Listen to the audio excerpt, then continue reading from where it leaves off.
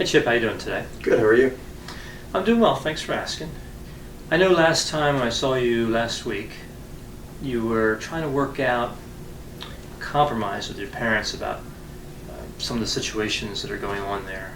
How'd that work out? It didn't. It didn't work out? Not at all. I tried to compromise with them about having a little bit more time on my curfew.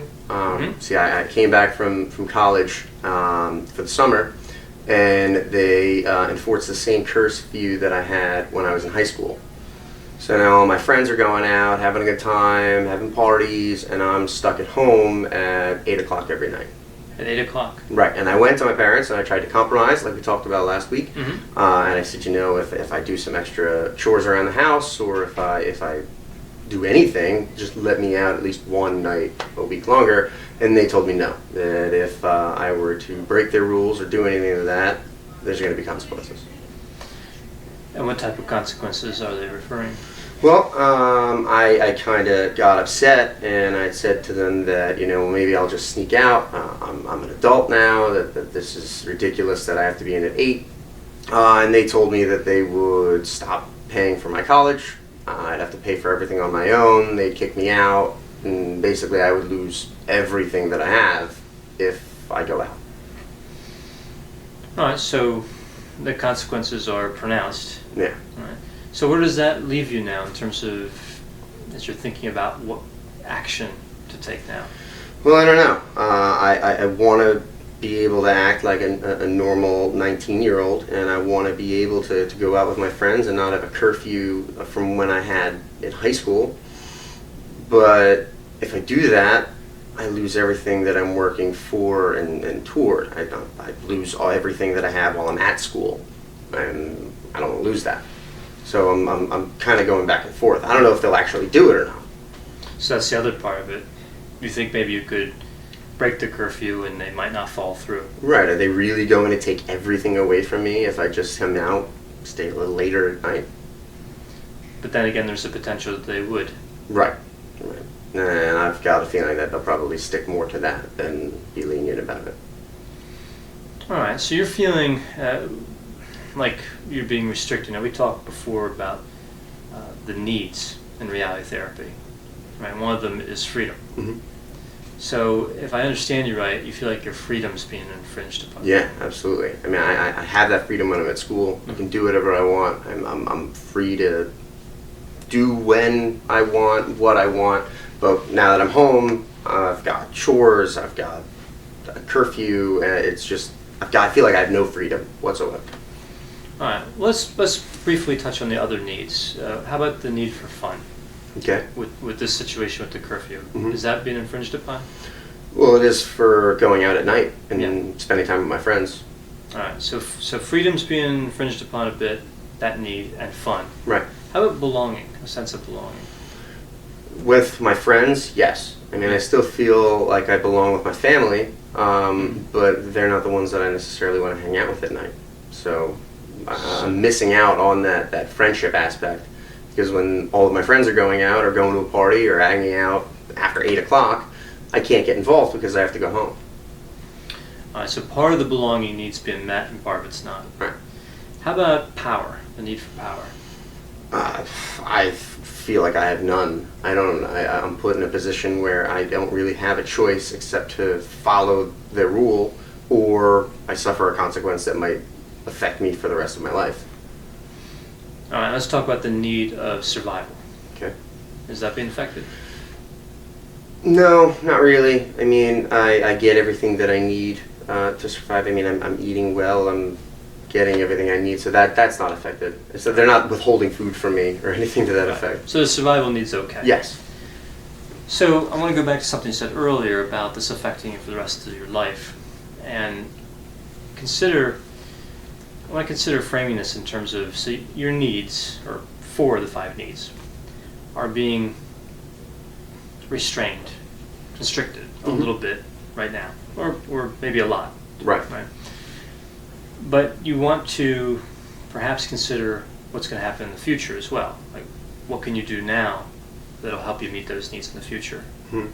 So what happens if, let's go down the trail of consequences if you were to violate curfew? What would happen then? So you violate curfew, and let's say they follow through with Right. it. Well, they'd stop paying for my school. They'd stop paying for which is my housing and the food. I'd have to end up getting a job. I don't have any real recourse to get a solid job. So I'm going to be working minimum wage. So I can't really afford college, a house, everything with that on minimum wage. So I really don't have much of an option there. All right, so in terms of, like say we were to move 5 years down the road, with you working a job that you could get now, would your needs be infringed upon then? Yeah, absolutely. I think all of them. I mean, my freedom would be low because I'd have to work over 40 hours a week to support just myself. Mm-hmm. I mean, I guess I would possibly still have survival depending on whether my parents kicked me out or not. I don't know where I'd be living or what I could do for food and stuff like that. I have no idea. Belonging would probably lack because I'd be spending so much time going to work and trying to provide for myself that I wouldn't have time for my friends. Yeah, I feel like all of them would certainly be infringed. And power, I mean, geez, I'd be working at a minimum wage job, guaranteed to have a boss that's not necessarily the nicest person in the world, and I'd feel terrible doing it. So you wouldn't feel powerful. Not at all. Needing a need for power. All right, so that's one scenario. That's if you grab the freedom now. Mm-hmm. Right? That's you break the curfew and exercise freedom now. That's how the needs might look in the future. Mm-hmm. Let's go the other direction. What are you in college for? Engineering. Engineering? Right.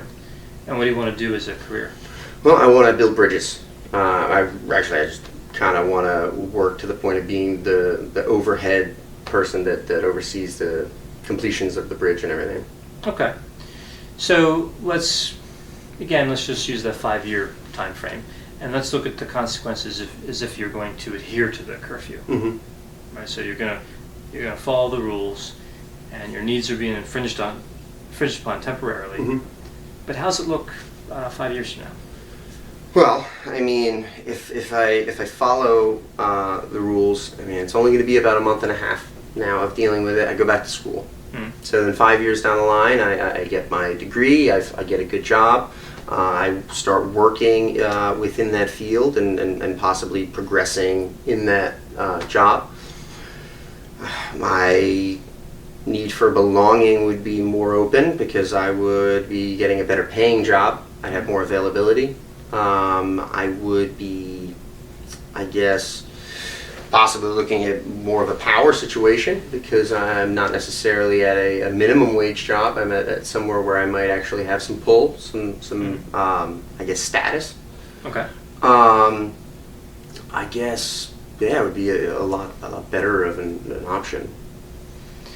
So in the short term, your needs wouldn't get met as much. Right. In the long term, maybe much more so. Yeah. It seems like it would pay off a lot better. Yeah. So what's your thinking now? If you frame it that way, does that change your thinking at all? Yeah. It would be stupid to kind of waste that freedom in the future to take advantage of it now.